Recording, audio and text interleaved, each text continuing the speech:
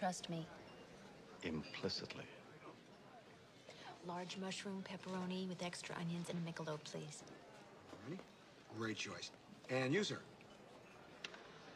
Make that two. Okay, let's make Dr. Gillian's pizza from Star Trek IV, The Voyage Home. All right, as you can see here, I've got a dough thing ready to go. By the way, I will link a video in which I show how to make said dough and said pizza sauce. Do I have to really keep making the same pizza sauce over and over again in every video? Anyway, link in the description below.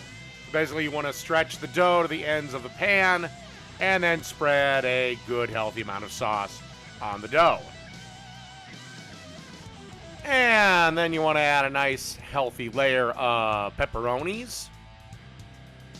And then you want to add a nice little layer of mushrooms. And then you want to add some diced onions. Okay, and then we're going to add the mozzarella cheese on top of that. Then we're going to pop this son of a bitch into a 550-degree oven for about 12 to 15 minutes, or until the cheese is nice and bubbly and all cooked and the edges are a nice golden brown.